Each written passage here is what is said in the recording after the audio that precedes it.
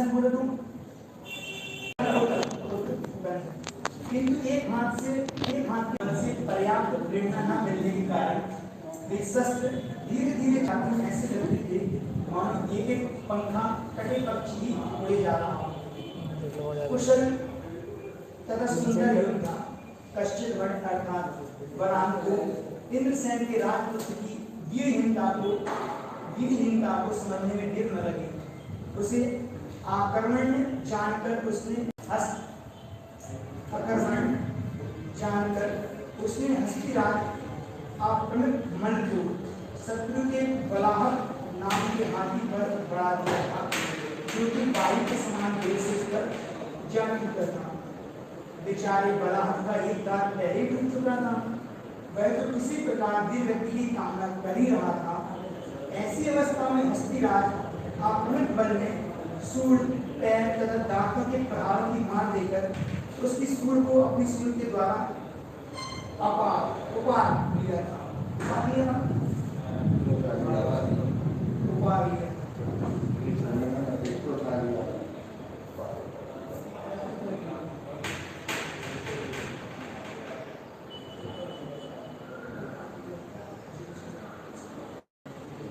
इसी समय कश्चित भट्ट ने अति तीक्ष्ण शक्ति को पलक मारते घर में उठाकर उपेंद्र सेन के वक्ष स्थल में झोंक दिया। उस शक्ति का वेग इतना दारुण था कि वह राजपुत्र के वक्ष स्थल को पार करती हुई जाकर पृथ्वी में धंस गई। शक्ति के मारक आघात से शरीर गिर जाने पर बेचारे उपेंद्र सेन की आंखें झूमने लगी थी। उसे इस अवस्था में देखते हो अधोपित मणिपुत्र ने बिजली के समान चमकती हुई खड्ग को निकालकर वीरोचित ढंग से उसके सिर को काट दिया। मथुरा के युवराज का सुलक्षण मुख चंचल तथा प्रकाशमान कुंडलों से दूषित था तथा विशाल सिर पर बंधी हुई उत्तम मुक्तों में जड़ी हुई मणियों की प्रभा से मुख, मस्तक आदि सभी अंग रक्तवर्ण हो गए थे। ऐसे सुख चटाई सिर पर कटकर भूमि पर लुट गया तो ऐसा मालूम हुआ था कि मानो अस्त हुआ रक्तवर्ण सूर्यमंडली अस्ताचल पर चमक रहा था। वैसे अहंकार के मन में सदा ऊंचाई रहा था, कभी किसी विरोध के सामने न झुका था। किसी समय के फेर से बाध्य होकर उस समय जोर से ध्वनि करता हुआ पृथ्वी पर जा गिरा था। उस समय की हिलाते हुए घुंघराले बालू रूपे भ्रमरों की पंक्तियां उस पर गूंज रही थी। अतः उसकी वह आकृति पूर्ण विकसित कमल की आशंका उत्पन्न कर देती थी। जब जोरों से हवा अर्थात आंधी बहती थी तो उसके झोंके मेघों को देखते ही देखते कहीं से कहीं उड़ा ले जाते थे। तब ग्रहों का राजा सूर्य भी आकाश में कठिनाई से गिरता था तथा उसकी कांति देखते ही बनती थी। इसी प्रकार कुशल योद्धा कश्चित भट्ट के शत्रुओं रूपी मेघों का तितर बितर कर दिया था। फलतः उसकी पराक्रमता श्री अत्यंत प्रखर चारु भट्ट रूप से उदित हो गई थी। उस महासमर में उसने विजय के मुकुट को अपने पराक्रम से प्राप्त किया है। अपने नेता की विजय के कारण उसके सैनिकों की आनंद की भी सीमा न थी। उसने स्वयं भी विजय विलास में अति उन्नत स्वर से नाद किया था, जिसे सुनकर शत्रुओं के हृदय कांप उठे थे। इस घटना के उल्टी दोनों राजाओं की सेना के सिंह समान पराक्रमी योद्धाओं ने अपने अपने हाथों पर आरूढ़ होकर संघर्ष के प्रधान केंद्र की ओर चल दिए। क्योंकि ये सब महापराक्रमी थे, उन्हें आत्मविश्वास था और अपने सम्मान को सबसे बढ़कर ऐश्वर्य मानते थे। इसके उपरांत भी देखा गया था कि भयंकर रूप से चिहारते हुए हाथी बढ़े जा रहे थे। वे गंभीर गर्जना के साथ उमड़ते हुए भीषण मेघों के समान प्रतीत होते थे। वे सब हाथी उस समय इतने क्रूर तो कुपित हो गए थे कि आपस में पैर, सुंडा तथा अग्रदंतों के द्वारा दारुण आघात कर रहे थे। ऐसे करार रूप से टकराते थे कि योद्धा से शत्रु हाथी को समाप्त कर देते थे। हाथियों पर आरूढ़ योद्धा भी शिखंडियों अर्थात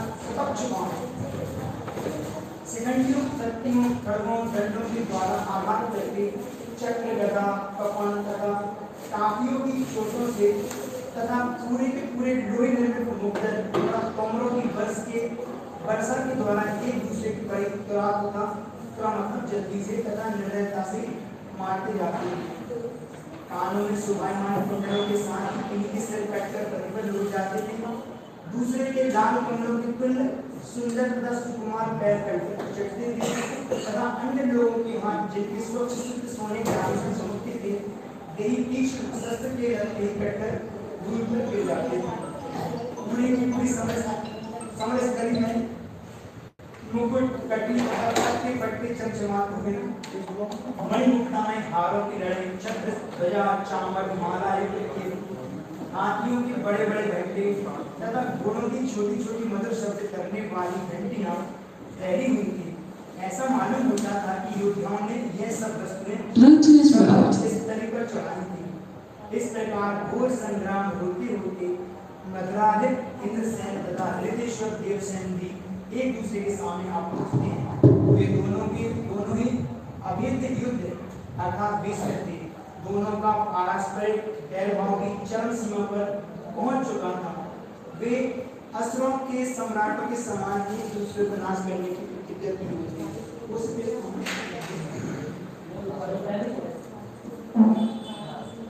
जब इन दोनों वीरों ने अपने समक्ष शत्रु की सेना को देखा तो क्रोध के उत्कट उभार के कारण उनकी वृत्तियां टेढ़ी हो गई थी, मुखमंडल अत्यंत विकृत हो गए थे। उन्होंने अपने अपने गोत्र का नाम कहकर अपना परिचय दिया था। प्रतिशोध लेने की अभिलाषा से उत्तम से उत्तम शस्त्रों के हाथों से उठाकर बाहुओं द्वारा तोड़ रहे थे तथा अभिमान के पूरे में बहते हुए कह रहे थे, हमारे ग्राम आकर नगर तथा जितने भी देश हैं तथा दोनों सेनाओं के पास जो नानाविध की संपत्ति तथा वैभव है, यह सब उसी के होवेंगे जो हम दोनों में से घोर संघर्ष के बाद भी बचा रहेगा। तुम ही पहले एक प्रहार करो।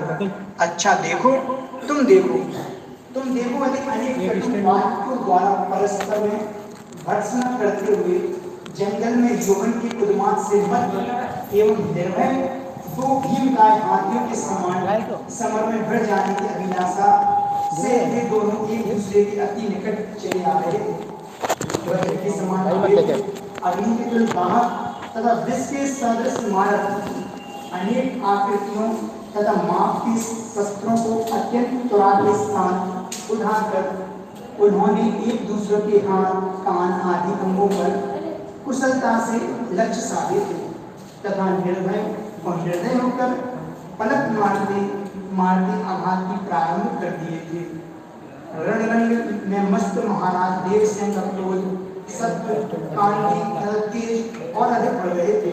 उन्होंने अति शीघ्रता से उत्तम चक्र को उठाकर बड़े वेग से महाबलवान मद्राधिप पर चढ़ा दिया और देखते ही देखते उसके आसमान मुकुट और केतु को काटकर फेंक दिया था। इस प्रहार में इंद्रसेन ने क्रोध की सीमा को बाहर बढ़ा दिया था। फलतः उसने बड़ी त्वरा से शक्ति तथा अर्थात लंबा शस्त्र को उठाकर बलपूर्वक देवसेन पर चला दिया था, किंतु सटीक प्रहार न होने के कारण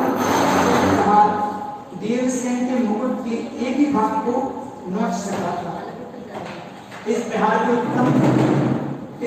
के उत्तर में महाराज देवसेन के द्वारा भी शक्ति चलाई गई थी। यह प्रहार ऐसा सटीक लगा था कि इसकी मार से मद्राधिप का महावत भी धराशायी न हुआ था, अपितु उसे बेचती हुई वह शक्ति शत्रु के गले पर जा पहुंची थी, जहां से जो अचल्यमान किरणें युक्त रत्नमाला के साथ साथ उसके श्वेत छत्र लेती हुई उस पार निकल गई थी। राजचिन्ह छत्र के नष्ट हो जाने पर मद्राधिप इंद्रसेन वैसे ही झूला उठाया जैसे कि एक अग्रदंड टूट जाने पर उत्तम हाथी उद्भ्रांत हो जाता है। अतएव क्रोध से पागल होकर उसने शत्रु पर अत्यंत वेग के साथ काट दे मारा था। इस प्रहार में महाराज देवसेन के सिंह चिन्ह युक्त केतु को काटकर गिरा दिया था। सिंह की दुर्घटना करा दिया था। अपनी ध्वजा कट जाने पर महाराज देवसेन ने रोष तथा उग्रता का पार मारा था। उन्हें अपने कटु कर्तव्य का स्मरण हो आया था। अतः उन्होंने अपने लंबे तथा पुष्ट बाहुओं से एक चक्र को उठाकर मथुरा के राजा पर छोड़ दिया था। इस प्रहार से महावीर ललितेश्वर ने शत्रु के उस हाथ को ही काट डाला था जिससे वह उन पर गदा चला रहा था। इस समय तक दोनों ही राजाओं के केतु कट कर गिर चुके थे। दोनों के हाथी तथा उनके सुयोग्य संचालन एक दूसरे के अति निकट आ धमके थे। इतना ही नहीं, दोनों के हस्तिपक हाथियों के पैरों के तले कुचले जा चुके थे तथा दोनों हाथी भीषण रूप में झुंड गए थे। एक क्षण भर तो ऐसा लगता था कि दोनों ही बराबरी के हैं, किंतु इसी समय जब भयंकर संघर्ष और अधिक दारुण होता जा रहा था, उसी समय कश्यप भट्ट के अप्रतिमल गजेश ने मथुराधिप के पुत्र उपेंद्र सेन के बलाहट गजराज को दबा दिया था। अप्रतिमल के प्रबल प्रहार को न संभाल सकने के कारण जोर से चिंघाड़ता हुआ बलाहट उसी प्रकार लड़खड़ा कर गिरा था जिस प्रकार युग के अंत प्रलय काल में बहते प्रवंजन के झंकोरों से बिंदगिरी के शिखर लुढ़क जाते थे। अपने संग्राम में लीन दोनों राजाओं ने देखा कि वज्र के महाप्रहार से जैसे पर्वत का उन्नत शिखर ढह जाता है, उसी प्रकार कश्यप भट्ट के आघात से छिन्न भिन्न शरीर होकर मथुरा का युवराज अपनी यह लीला समाप्त करके धराशायी हो गया है। गजराज बलाहट के गिरने से जो महानाद हुआ था वह एक भीषण प्रणाम था। वह कल्पांत के मेघों की भीम गर्जना के समान था। यद्यपि दोनों प्रतिपति पारस्परिक संग्राम में अत्यंत लीन थे, तो भी उक्त नाद को सुनकर उनकी मानसिक प्रवृत्ति दो धाराओं में बढ़ गई थी। अर्थात अपने संग्राम को चालू रखना चाहते थे तथा ध्वनि का कारण भी जानना चाहते थे। शत्रुओं के दमन करने योग्य प्रभुता का स्वामी ललितेश्वर मथुरा के युवराज की विपत्ति तथा मृत्यु को देखकर और उसी के सामने महाविजय को प्राप्त करके शोभायमान कश्यप भट्ट को देखकर इतना अधिक प्रसन्न हुआ था कि उसकी प्रसन्नता की सीमा न रही थी। दूसरी ओर मथुराधिप था जो स्वभाव से ही जाति प्रभुता आदि के अहंकार में चूर था। फिर उस समय प्राण प्रिय पुत्र की मृत्यु तथा शत्रु के बल को बढ़ता देखकर उसका रोष दूना हो गया था। उसका वही हाल था जो नया ईंधन पड़ जाने पर धधकती हुई यज्ञ की ज्वाला का होता है। सूरसेन अर्थात मथुरा का राज देश के एक छत्र अधिपति को धिक्कार है। सूरसेन कहां से आते हैं? आगे बता रहे हैं। सूरसेन अर्थात मथुरा राज देश के एक छत्र अधिपतित्व को धिक्कार है। मेरा इंद्रसेन होना भी व्यर्थ है तथा मेरा प्रताप और पुरुषार्थ को भी धिक्कार है। यदि मैंने आज ही इस विशाल पृथ्वी को जो विशाल महासागर की बंधन या सीमा से बेशक है, इसे यदि देवसेन रहित न कर दिया तो क्रोध के आवेश से पूर्वोक्त वचनों को कहते कहते उसने अपने अंतिम कर्तव्य का निश्चय कर लिया था। अतः वह सूर्यकटे हाथी पर से उतरकर एक दूसरे सुसज्जित गजराज पर आरूढ़ हुआ था, जो कि मद से अंधा हो रहा था तथा नाम और काम दोनों के ही द्वारा एक काल था। इसके उपरांत रण में अत्यंत कर्कश मथुराधिप ने अपनी उन सब रण कुशलताओं का प्रदर्शन किया था जिन्हें उसने भली भांति सीखा था तथा अभ्यास भी किया था। उस समय उसका यह हाल था कि जो कोई भी शत्रु उसकी दृष्टिपथ पर आता था वह एक क्षण भर भी जीवित न रह पाता था। इंद्रसेन के इस भीषण रूप ने महाराज देवसेन की विजयी सेना में कुछ समय के लिए एक गंभीर आशंका को उत्पन्न कर दिया था। उस समय तो कुछ क्षण तक ऐसा प्रतीत होने लगा था कि उस एकाकी वीर नहीं भग्न मुकुट धारणी विजय लक्ष्मी को अपनी बना लिया है। युवराज उपेंद्र सेन का युद्ध में संहार करके आर्षोन्माद में मस्त कश्यप भट्ट को एक क्षण भर बाद ही अपने शेष कर्तव्य का ख्याल हुआ था। अतः अब तक की विजय से उत्पन्न कीर्ति रूपी शिरोभूषण को भली भांति धारण करता हुआ वह उदार चित्त योद्धा पुनः सिंह के समान युद्ध भूमि में विचरने लगा था। शत्रु सेना में उसके पराक्रम का आतंक बैठ गया था। अतः मूर्तिमान यमराज के समान शत्रु सेना पर टूटते हुए मनुष्य अर्थात कश्यप भट्ट ने देखा था कि महाबलवान ललितेश्वर को मधुराधिप इंद्रसेन अपने सफल प्रहारों से दबाता चला जा रहा है। वह विजय प्राप्त करने के लिए व्याकुल था तथा उसने देखा था कि शत्रु अर्थात इंद्रसेन भी काफी निकट आ पहुंचा है।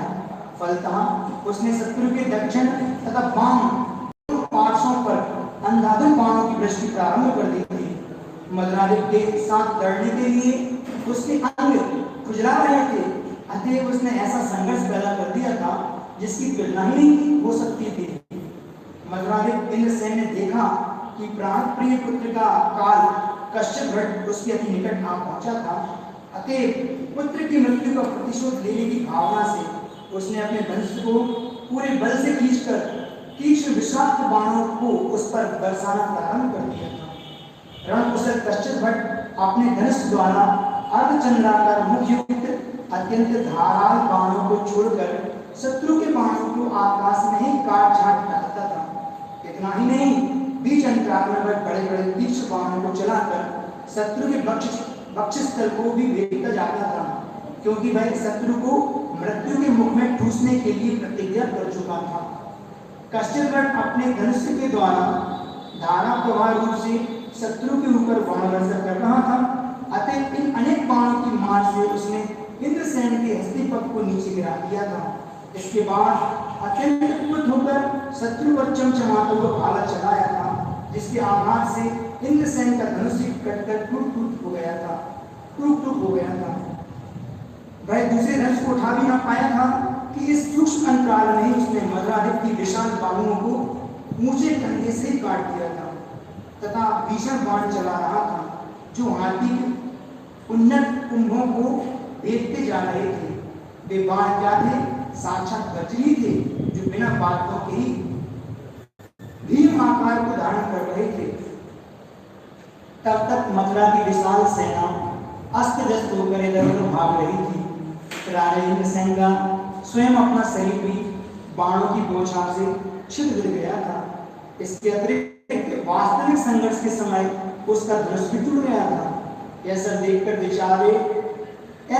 बेचारे की बुद्धि कुंठित नहीं हुई थी, अपितु उसके अस्त्रों तथा शरीर की लगभग वैसी ही अवस्था थी। उसका मेघनाथ नामक वज्रात भी इतना छत हो गया था कि उसके सब घावों से रक्त की धाराएं बह रही थी। उसका अर्थात इंद्रसेन साहस गल चुका था, वैसे कांप रहा था। अतएव अपने हाथी से उतरकर वह शीघ्रता से घोड़े पर आरूढ़ हुआ और वेग के साथ पीछे ही भाग गया था। मधुराधिप इंद्रसेन को भीमियों के समान दर्पों के समान पलायन करने से सूरसेन की सेना नायकहीन हो गई थी।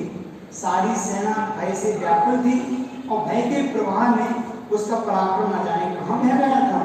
उस समय उस विशाल सेना को देखने पर ही वही दृष्टिगोचर होता था, जो कि वायु के प्रबल प्रभाव उड़ी हुई रुई का होता है। विजय पर विजय प्राप्त करने के कारण कश्यप भट्ट का तेज और भी निखर आया था।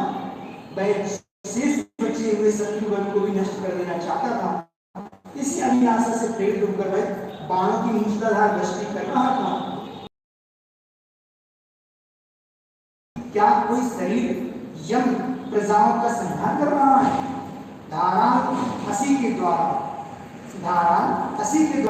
शत्रुओं के अंगन काट डालता था, दूसरों पर गदा चलाता था, जिससे उसके सिर चूर हो जाते थे तथा अन्य कितने के ही दृढ़ अक्षरों को चक्र से चीरकर पृथ्वी पर गिरा देता था।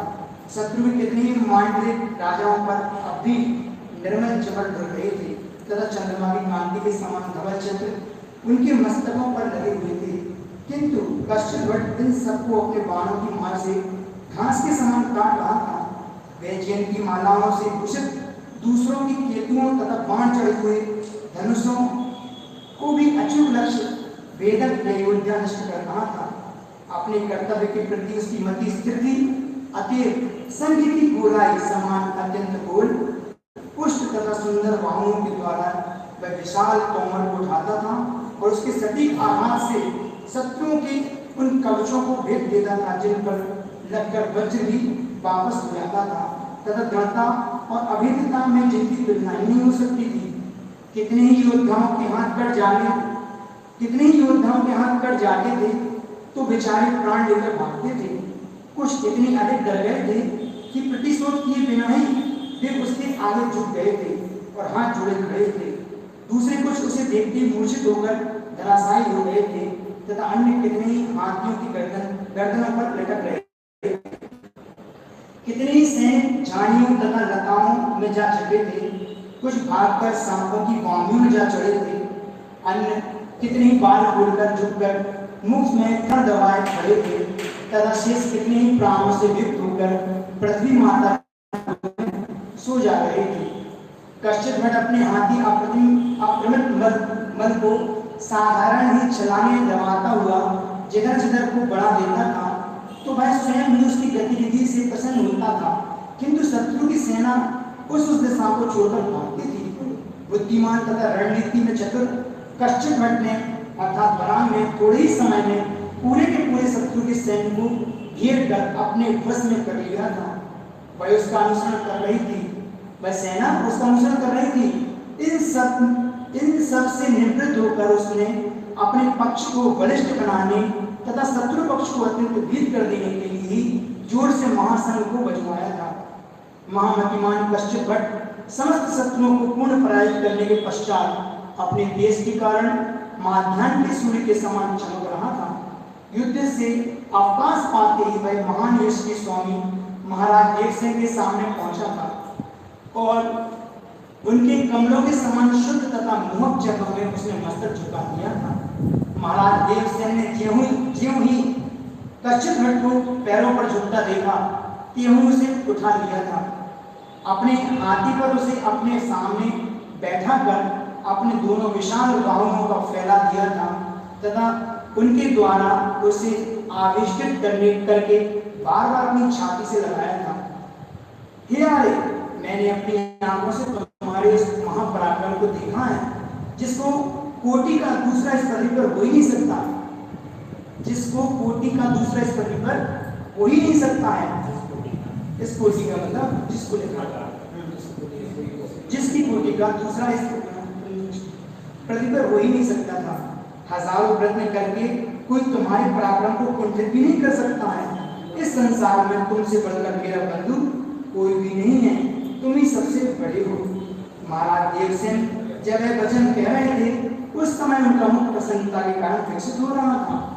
लितीश्वर के मंत्री, कोषाध्यक्ष, श्रेणियों तथा क्रम के प्रधान आदि जिन्होंने अपने समक्ष कश्चित भट्ट का पराक्रम देखा था और देखकर परम प्रमुदित हो उठे थे, उन सबने भी उसे घेर कर ही कहा था कि हे कश्चित भट्ट, आज आपने बहुत ही सुंदर काम किया है, आप धन्य हैं, आपके कार्य सर्वथा आपके नाम के अनुकूल है।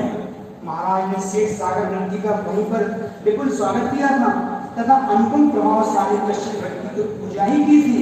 उसके उपरांत उसे हस्ती रत्न पर विराजमान करके उसके सिर के ऊपर राजाओं को उपयुक्त छत्र लगवाया था तथा समस्त ठाट बाट के साथ उसका राजधानी में प्रवेश कराया था। महाराज देवसेन की विजय को घोषित करने के लिए उनके नगर प्रवेश के अवसर पर पूरे नगर में आनंद की सूचक भेड़ियां, कटहर, मृदंग, वीणा, विशेष प्रकार की बांसुरी, कांस्ताल आदि बाजे बज रहे थे तथा नगर के प्रत्येक कानों में आशीष वचनों की ध्वनि सुनाई पड़ती थी।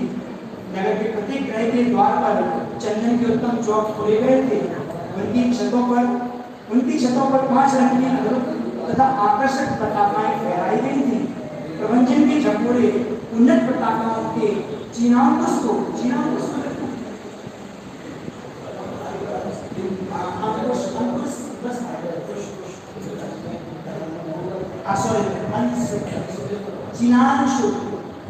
जब उड़ाते थे तो समुद्र की लहरों की शोभा पूरी परास्त कर देती थी। उस समय चीलपेट का ब्याह था, चीलपेट क्योंकि हर सब एशिया की मतलब एक समय पूरा ये होगा खंड मतलब भारत के अंतर्गत ही आते हैं। चीन प्रदेश एशिया के देश है ना, उस समय खंड होगा तो बस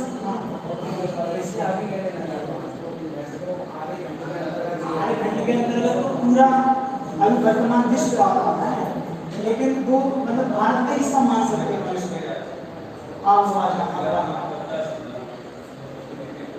विजयी वीरों को देखने के लिए पूरी लन्नाओं के मुख के घरों के बाहर से बाहर निकल आए थे। वे कमलों के समान सुंदर तथा सुगंधित थे, अति मृत्यु पर गोरे गुजरे थे। फलदार वे नारी को ऐसे मालूम देते थे मानो कंदन युक्त कमल खड़े हो। ये सृष्टि कुल ललनाएं खिड़कियों में से लताओं के समान सुकुमार बाहुओं को बाहर निकालकर लीला में डूबी विधि से विजय वीरों पर पुष्प तथा सुगंधित चूर्ण अर्थात अबीर को बरसा रही थी। अबीर मतलब गुलाब। इस कार्य में व्यस्त उनकी बाहुओं को देखकर हवा में हिलाई गई लता की कोमलता का स्मरण हो जाता था। महाराज देवसेन के साथ साथ ही कश्यप भट्ट को नदी में प्रवेश करता देखकर उन नाविक लन्नाओं के मन में जो भाव उठे थे, उन्हें उन सबने प्रसन्नता के आदेश में निम्न वाक्यों के द्वारा व्यक्त किया था। क्या किया था? देखो देखो इस कश्यप भट्ट को तो देखो, अपनी शोभा से कैसा प्रकाशित हो रहा है।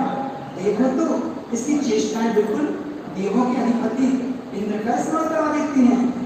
दूसरी कहती है, याद है इसने अकेली अनेक शत्रुओं को जीता है। शत्रु भी साधारण न थे, अभी तो अपने बल पराक्रम के दर्द में चूर गए।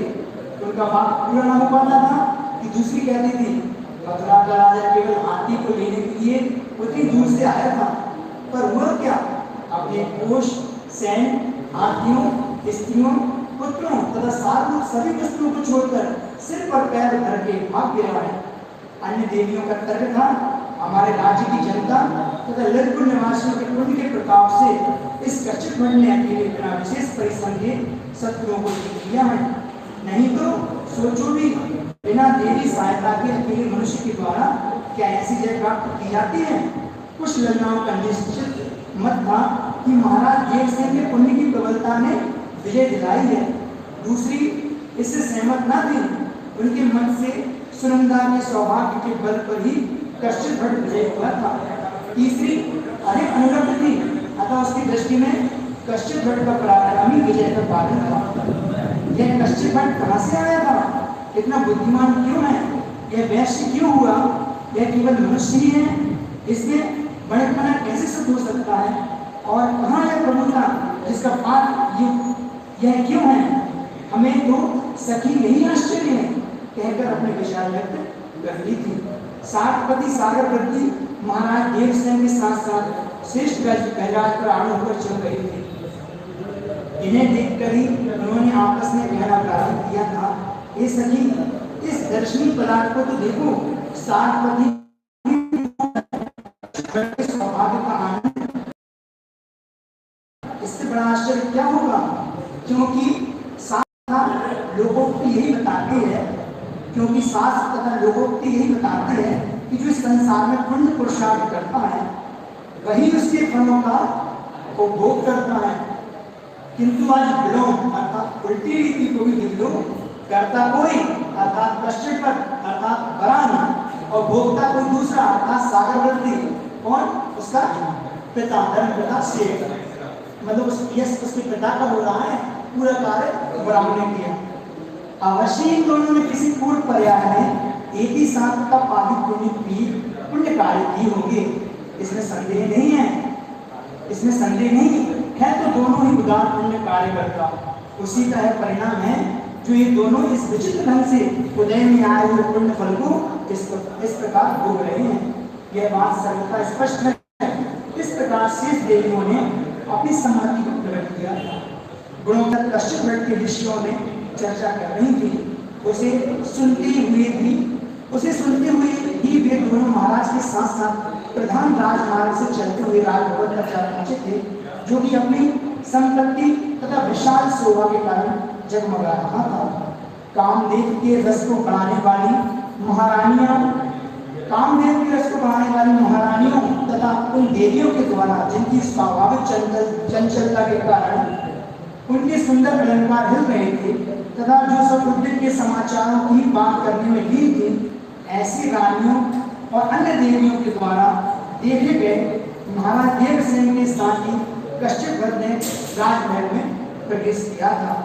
चारों वर्ग समन्वित सरल शब्द रचना में वरांचल नामक धर्म कथा में कश्यप विजय का अष्टरस समाप्त हुआ। यहाँ पर एक आयोजन करेंगे।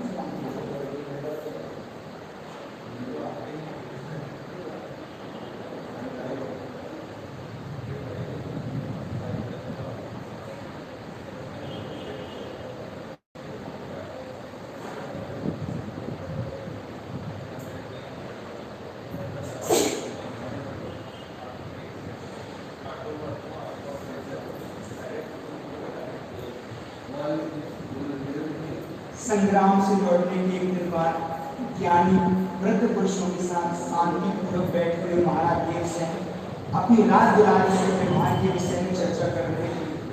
निर्णय हो जाने पर उन्होंने कश्यप भट्ट को बुलावा भेजा था। जब उन्हें आगे आना था तो स्वश ने निकट बैठा कर उससे अपने वंश तथा कुल क्रम से चली आई प्रवृत्तियों के विषय में पूछा था। ये वत्स, तुम कांतिमान हो, तुम्हारे तेज तथा सामर्थ्य तो असीम है तथा विज्ञान के साक्षात भंडार हो। अपनी इन योग्यताओं के कारण ही तुम्हारी विशाल कीर्ति सब दिगंतों में फैल गई है। इन सब को ध्यान आते ही मुख से निकल ही पड़ता है कि तुम्हारे माता पिता धन्य है। यदि बताने में तुम्हें विशेष विरोध ना हो तो मैं उनके विषय में जानने के लिए उत्सुक हूँ। बताओ, ये दोनों किस वंश की शोभा बढ़ाते हैं? कश्यप भट्ट अर्थात बलराम दूसरों के मन के अभिप्रायों को सरलता से समझ लेता था। अतः वह राजा के भावों को जान गया था, किंतु अपने मुख से अपनी प्रशंसा करने में उसे संकोच होता था। इस कारण से उसने अपनी दृष्टि की वास्तविक बातों को किसी प्रकार छिपाते अर्थात सीधे रूप से न कहते हुए कुछ ऐसे वचन कहने प्रारंभ किए थे जो वर्तमान में विषय में सर्वथा अनुपयोगी थे। क्या कहा उसने? महायशस्वी अनुपम दीर्घ नरेंद्र के साथ पति सागर वृद्धि का ज्येष्ठ पुत्र है। इस तथ्य को सारा संसार जानता ही है। मेरा भी यह कहना है कि सारपति मेरा सर्वोत्तम सही संबंधी है तथा पूज्य पिता है। हे महाराज, उनके अतिरिक्त कोई दूसरा मेरा बंधु या पिता इस धरातल पर नहीं है। आप ऐसा ही समझें।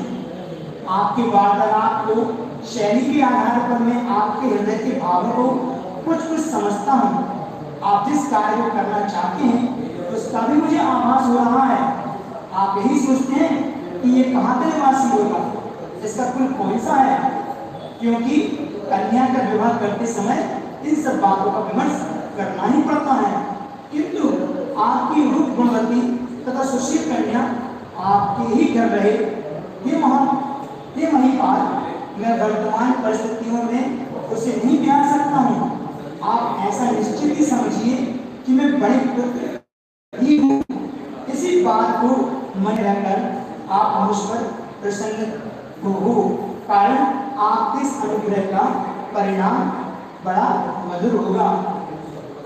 भरी सभा में कश्यप भट्ट के उक्त वचनों को सुनकर उतना बड़ा शुभ अवसर त्याग कर भी उसकी आंतरिक तथा बाह्य दोनों प्रसन्नताओं को लक्ष्य करके एवं अद्भुत विनम्रता को दृष्टि में रखते हुए तथा इन सब की अपेक्षा अत्यधिक महत्वपूर्ण अपने अभिप्राय को ध्यान में रखकर महाराज देवसेन ने अत्यंत समझदारी के साथ सभ्यों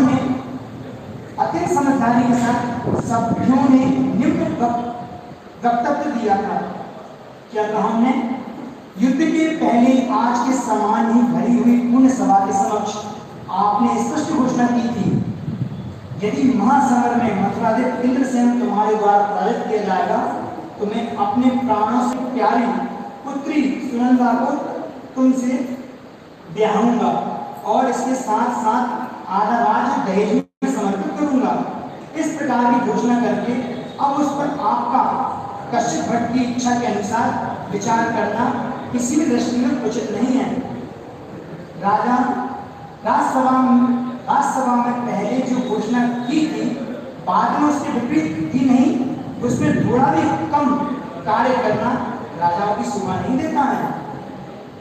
उसका किसी युद्ध से समर्थन भी नहीं किया जा सकता है तथा वह धर्म के सर्वथा प्रतिकूल है। अतः ऐसा कार्य होने से सज्जन पुरुष भी प्रयास ही करते हैं, व्यक्त कर देते हैं। अच्छी बात देखिए महाराज जी, आपका रंग रूप या चेष्टाएं ही मनुष्य के मन में उठने वाले विचारों को भावों को व्यक्त कर देते हैं। शरीर की कांति मनुष्य के सुखी कुलीन जीवन का विज्ञापन करती हैं। इसी प्रकार मनुष्य के कुल की महत्ता को उसकी आचार विचार संबंधी विनम्रता ही खोल कर दिखा देती है। राज्य के प्रधानों ने इस प्रकार से कश्यप भट्ट के विषय में आग्रह किया था। प्रधान जो होंगे सेनापति आदि मंत्री आदि ने महाराज से ये सब कुछ आग्रह किया। राजा के कल्याण तथा अभ्युदय की सम्मति देने वाले अपने मंत्रियों की उक्त प्रकार की अनुमति को देखकर महाराज देवसेन ने कहा था, मेरे द्वारा भी आप लोगों का पूर्ण समर्थन किया जाता है। इसके उपरांत लोकाचार के विशेषज्ञ तथा विवेको महाराजाधिराज ने प्रसन्नता पूर्वक कन्या को समदत्ती रूप से देने का निश्चय किया था। समदत्ती रूप से देने का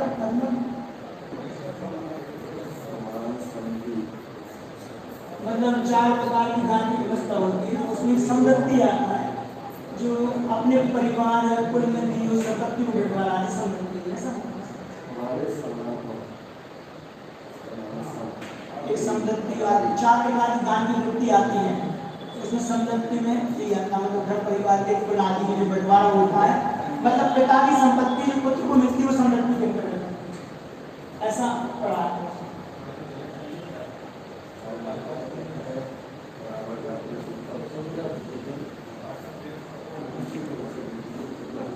यहाँ कुंडी मतलब यहाँ पे बेटी संबंधी मतलब आदान बनी जाए।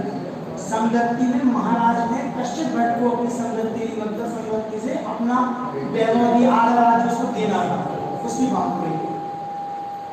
इस निर्णय पर पहुंचते ही ललितेश्वर ने विजय आदि महामंत्रियों थोड़ा सा आवाज आ रही है।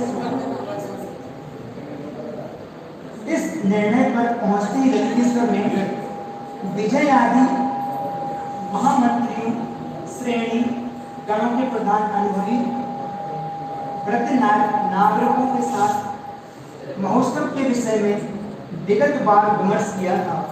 अपनी प्रतिज्ञा को पूर्ण कर सकने के कारण अत्यंत प्रमुदित महाराज ने नगर तथा राज्य के सभी अधिकारियों को विवाह मंगल को तैयारी करने का आदेश दिया था। महाराज की आज्ञा देते ही पूरे नगर में प्रतिदिन नूतन पताकाएं खड़ी की जाती थी जो वायु के झोंकों के साथ लहराती थी। प्रत्येक दिशा में प्रतिदिन नए नए विचित्र तोरण द्वारा बनाए जाते थे। ऐसा एक भी दिन ना बीतता था जिस दिन कोई नया उत्सव धूमधाम के साथ न मनाया जाता हो। इस प्रकार प्रतिदिन इस प्रकार के मंगल कार्य ललितपुर में होते थे जिनके कारण उसका चौना हो रहा था। नगर की सब गलियां तथा उनके दोनों ओर के प्रदेशों बड़े छोटे राजमार्गों तथा प्रधान मार्गों की मोहिनियों मतलब तेराया चौराहों तथा सभी चत्वारों अर्थात चौपालों को भली भांति पूर्ण स्वच्छ किया गया था। उन पर सुगंधित स्वच्छ चंदन जल छिड़का जाता था। इतना ही नहीं, नगर सजाने की शैली के विशेषज्ञ पुरुष इन स्थान की शोभा बढ़ाने के लिए इन पर फूलों तथा रत्नों की विधि पूर्वक बिखेर देते थे। समुद्रांत के पालक महाराज देवसेन ने राजप्रासाद के द्वार से आरंभ करके शालपतियों के अधिपति सेठ सागर वृत्ति के महल के द्वार तक जितना प्रदेश था उनका साधारण संस्कार ही न हुआ था, अपितु उस पूरे अंतराल में महारथी से परिपूर्ण प्रदर्शनालय अर्थात प्रेक्षागृह तथा विविध चित्र आदि से भूषित महाविभव पूर्ण मंडप बनाए गए थे। कहीं पर बहुमूल्य अनुपम कांति मूर्तियों की राशि चमक रही थी, उसे देखकर लहराते जल की आशंका हो जाती थी। कहीं पर उत्तम से उत्तम मूंगों की माला लटक रही थी। किसी दूसरे स्तर पर सोने से बनाए गए सुंदर कमल शोभा दे रहे थे। तीसरे स्तर पर अनुपम शोभा के भंडार इन्हीं कमलों की माला लटक रही थी। किसी स्तर पर युवती स्त्रियां अद्भुत अद्भुत नृत्य कर रही थी। दूसरी ओर से मधुर मोहक गीत की ध्वनि आ रही थी। अन्य स्थलों पर बैंड जोर जोर से तालियां पीटकर इधर उधर की नकलें स्वांग भरने में मस्त थे। श्री मंडप की शोभा लोकोत्तर थी। उसमें कोई ऐसा स्तर ही ना था जहाँ पर सुंदर सुगंधित पुष्पों की मालाएं ना सजाई गई थी। इस स्थान पर चौक पूर्वक विपुल अर्घों को चढ़ाया गया था। वर वधू के लिए जो सिंहासन रखा था उसके पाए आदि सभी सब भाग विशुद्ध स्वर्ण से बने थे। इस सिंहासन पर महाराज देवसेन की पुत्री के साथ कश्चित भट्ट बैठाए गए थे। सिंहासन के पास सोने के कलश रखे थे। उनमें सुशीतल तथा उत्कट सुगंध युक्त तीर्थ जल भरा था। वे मनोहर कमलों से ढके हुए थे। इन्हीं कलशों के ऊपर परम प्रसन्न ललितेश्वर मंत्री, राज्य के प्रधान तथा सैनिक और गणों के द्वारा मुखियों ने वर वधू का अभिषेक कराया गया था। अभिषेक हुआ था भैया तीर्थ जल से। इसके उपरांत महाराज ने स्वयं ही कश्चित भट्ट के सिर पर मुकुट पहनाया था जिसका प्रकाश चारों ओर फैल गया था और स्वयं ही उन्होंने जमाता को पट्टा बांधा था। इस क्रम से विवाह के संस्कारों को करते हुए महाराज देवसेन ने धर्म, अग्नि तथा जल को साक्षी करके कश्चित भट्ट से अपनी पुत्री का विवाह किया था। दहेज में दिए गए बदलमंद हाथियों की संख्या कितनी थी? 1000। सुशिक्षित गणों का प्रमाण भी 2-6 अर्थात 12,000 था। 1000 से गुणित 100 अर्थात 1 लाख प्रमाण ग्राम दिए थे तथा 14 कोटि अर्थात 14 करोड़ प्रमाण स्वर्ण मुद्राएं समर्पित की थी। दहेज में प्रमाण था।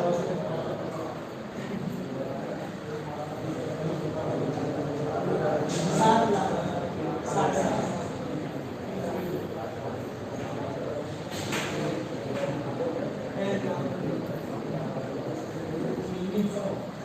इसके अतिरिक्त 32 नाटक की आयोजना करने वाली ललित कला विद्या थी।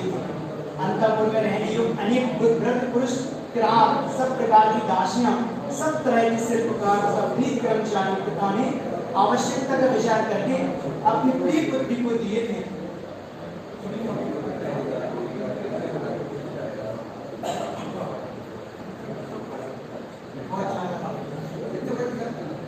इतना ही नहीं, संसार में महत्ता तथा सुसंस्कृत आदर्श जीवन के लिए आवश्यक ही सब प्रकार के पदार्थ, मनोविनोद, क्रीड़ा आदि प्रसंगों के उपयुक्त सामग्री तथा विभव प्रभाव के प्रदर्शक सभी उपकरणों को महाराज देवसेन ने बड़ी प्रीति के साथ पुत्री को समर्पित किए थे।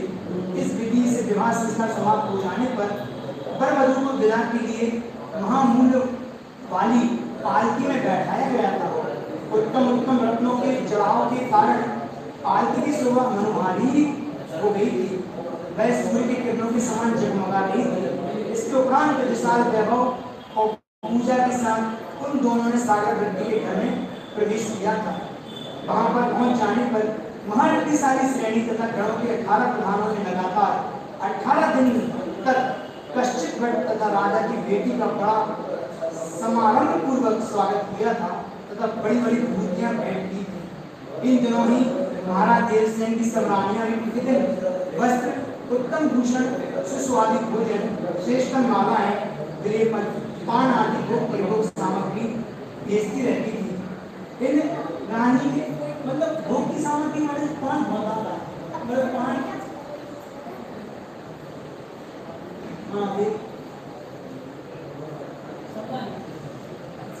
मतलब जो भोग की सामग्री मतलब अधिकतर पान का प्रचलन बहुत समय से चला रहा है। स्वाद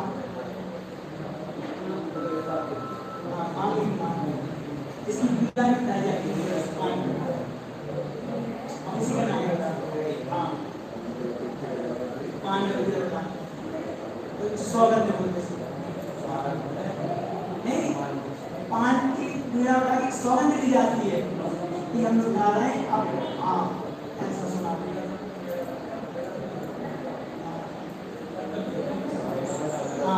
उसको साक्षी पूर्वक मान। एक रानी की अपेक्षा दूसरे के उक्त पदार्थ बढ़कर होते थे। मानो पुत्री पर स्नेह प्रकट करने में एक दूसरे को हराना चाहती थी। कश्चित भट्ट ने अपने बाहुबल के द्वारा इस समस्त भोगों की खान राजलक्ष्मी को प्राप्त किया था। उसकी प्राप्ति हो जाने से उसका तेज व कांति विकास की चरम सीमा को प्राप्त हुई थी। उस समय उसे तथा गुणवती राजपुत्री को देखकर लोग अपने आप को संता से प्योरते देते।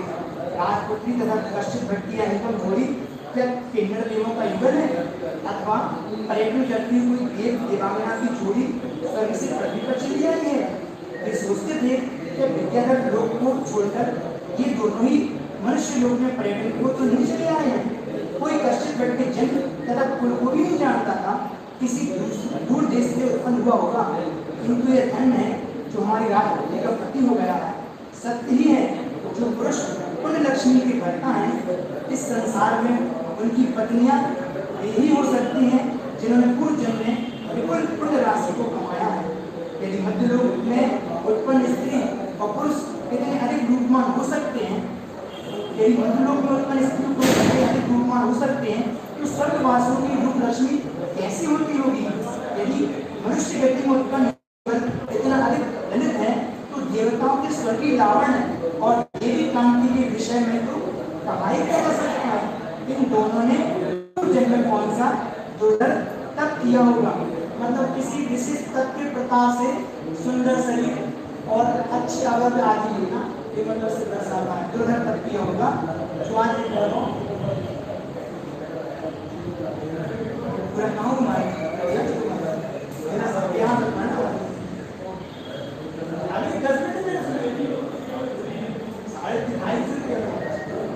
इसको नहीं आप प्रश्न पूरा कर लें, नहीं आप बंद कर दें।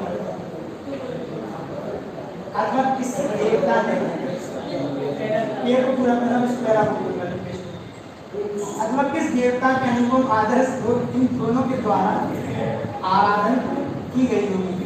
अथवा इन लोगों ने कौन सी व्रतों का निरतिचार आचरण किया होगा। इस प्रकार जब लोग कहते थे तब उनके नेत्र आश्चर्य से फैल जाते थे। उनके मन में धार्मिक आस्था तथा नूतन युगल के प्रति आदर का भाव बढ़ता ही जाता था।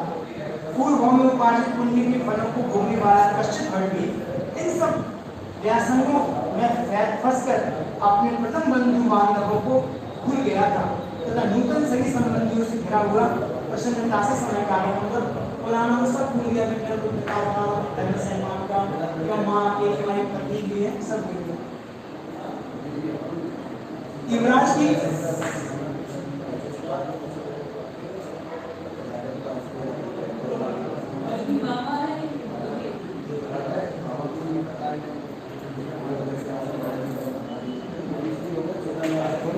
कोई ना कोई कारण होगा, आगे उसको पता चलेगा किस कारण नहीं। इस कारण में संकल्प लेकर के निकला था कि अब मैं इन सब को कुछ पालन करूंगा, अपना स्वयं का ही करके जाऊंगा।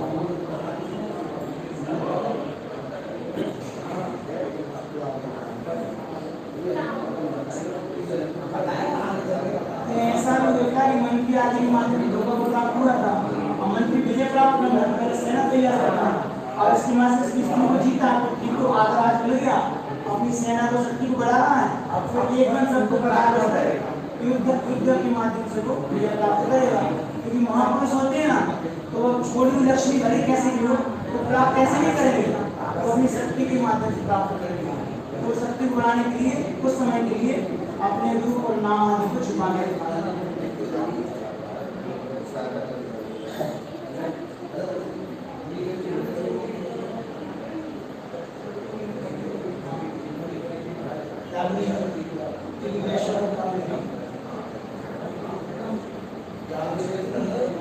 अभी तो वैसे के रूप में दी ना एक क्षत्रिय है,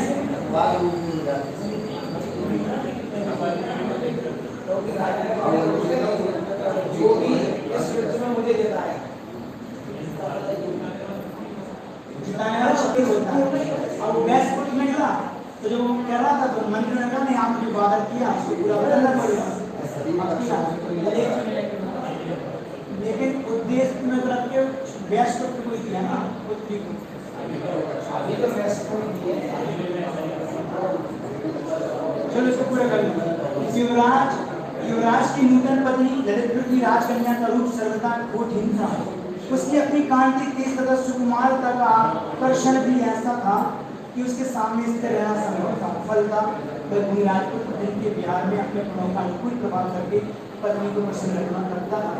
वह कभी गांधर्वों के गीत सुनता था तो दूसरे समय परस्पर का वह प्रसन्न अर्थात फूलों इत्यादि से सजाने करते थे। किसी समय काव्य निर्माण तथा विवेचन का रस लेते थे और कथाएं कहकर मन बहलाते थे। अन्य समय रसमय नाटकों का अभिनय देखकर तथा विशेष विकल्प कहकर नगोड़ा पत्नी के चित्त को वह अपनी ओर जोर से खींचता रहता था। उस वधु का ज्ञान, गुण, ललित कलाओं का अभ्यास तथा बात विलाप की शैली अति अधिक रसमय, उदार तथा आकर्षक थे। वेशभूषा शिष्ट किंतु उद्दीपक थे तथा समस्त आचार विनम्रता से उद्भूत था। फलतः पति के मन में इसको पूरी रूप से अपने बस में कर लिया था। पत्नी पर परम अनुरक्त कष्ट बढ़ी उद्यान विहार, नदियों में जल क्रीड़ा, वन किरण प्रदेशों का पर्यटन, पर्वतों की प्राकृतिक शोभा, विशाल आनंद को प्रचुर है। विशाल तथा वैभव संपन्न राजमहलों के कार्य अति मनोरंजन करता था। आपस में वार्तालाप करते करते उसके मन कभी आघाती न था। एक दूसरे के निर्मल जैतों की आंखों पर तकती न थी। उन दोनों ने ठीक नहीं के आनंद एक दिन की घटना है, एक दिन की घटना है, जहाँ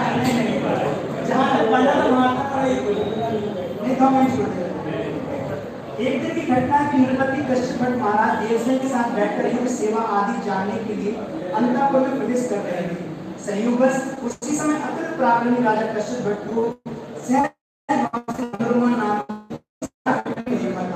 कश्यप भट्ट के जीवन को देखकर उस राजपुत्री का मन उस पर उलझ गया था। फिर क्या था? कामदेव को शुभ अवसर मिला और अर्जुन ग्रंथि मनोरमा के अनुभव की हृदय को अपने पुष्प बाणों से भेद दिया था। जगत जेता कामदेव के द्वारा छोड़ा गया तीक्ष्ण बाण अत्यंत वेग से मनोरमा के हृदय में कृष्ण कुमार वृक्ष में जा डसा था और उसके शरीर को उसी प्रकार तपाने लगा था जिस प्रकार वृक्ष के अंदर में प्रज्वलित आग स्वाभाविक अवस्था में भीतर से अत्यंत शीतल वृक्ष को भस्म कर देती है। यहाँ पे ये हुआ हमारे माध्यम से जो भी गलती हुई पढ़ने में सुधी जन विद्वान क्षमा करे वही भावना के साथ मुझे पढ़ सकता समाधि परिणाम सुधी स्वात्मों प्रवृत्ति से सिद्धि चिंतामणि चिंतित मस्तान पावन विमोक्ष अमास्तु देवी स्वादिष्ट अपने शुभ का शुभ